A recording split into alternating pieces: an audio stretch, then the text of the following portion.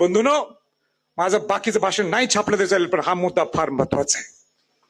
मला अनेक खंत आहे या विचारपीठावर. ही खंत बोलून दाखवणं सुद्धा मला वाईट वाटते. आणि ती खंत ही आहे, की शिवाजी महाराजांचं नाव राजकारणात तर आपण वापरतोच, कसं पाहिजे तसं वापरतो, पण त्याचं बीज आता ग्रामीण भागात सुद्धा सुरू झालेलं आहे. ते बीज हे ग्रामीण भागात सुद्धा सुरू झालेलं आहे. हे वाईट आहे. आणि काय वाईट आहे, मला मुद्दाम आपल्याला सांगायचं की मला या वर्षभरात अनेक फोन येतात.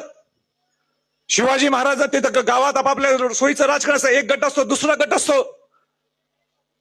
या गटाचं एक वेगळं राजकारण असते, त्या गटाचं एक वेगळं राजकारण असते. आणि ते सगळं मिक्स करायचं आणि शिवाजी महाराजांचा पुतळा जिथं सेन्सिटिव्ह जागा आहे, जे संवेदनशील जागा आहे, त्या ठिकाणी जाऊन बसवायचं.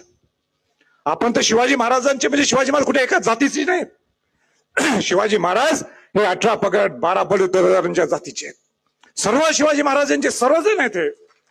आणि मग कोणती एक दगड मारते, दुसरीकडं आणि कोणाची दगड, त्यांनी आपला कुठं महापुरुष आणायचा.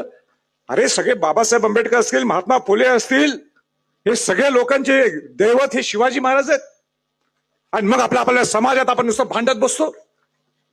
मला वाईट वाटते. तुम्ही आवाज उठवणं गरजेचं आहे. तुम्ही सर्वांनी शिवभक्तीने आवाज उठवणं गरजेचं आहे. हे काही शिवचरित्र नाही, हे काही शिवाजी महाराजांचे संस्कार नाहीत, हे शिवाजी महाराजांचे विचार नाहीत. राजकारण काय, राजकारण आपण राजकारण करू, पण कशाला शिवाजी महाराजांच्या ओढायचं आपल्याला? का ओढायचं आपण? या ना रायगडला. शिवाजी महाराज हे सर्व विश्ववंदनीय आहेत. पटते की नाही पटते सांगा मला. मला आज बोलायची इच्छा नव्हती हा विषय. इथं येऊन काय बोलायचं असते, सकारात्मक बोलायचं असते. इथं येऊन नुसतं जल्लोष करायचा असतो. पण जल्लोष करत असताना आपण हे सगळे मुद्दे विसरून जायचं का? मला फोन येतो, आमच्या जवळच्या लोकांचा मला फोन आला, वाईट वाटते मला. मी कसं सांगू या दुसऱ्या मुलांना अटक करा? सांगू शकतो का मी सांगू शकतो का? मग मी त्यांचा वारसा कसा चालवायचा? असो, तुम्ही शिकलाय असं मला वाटते. इथनं खाली जाताना हा विचार घेऊन तुम्ही जाल नक्की, असं माझा पूर्ण विश्वास आहे. माझं नशीब एवढं दांडगं हो. शिवाजी महाराजांच्या घरात तर माझा जन्म झालाच.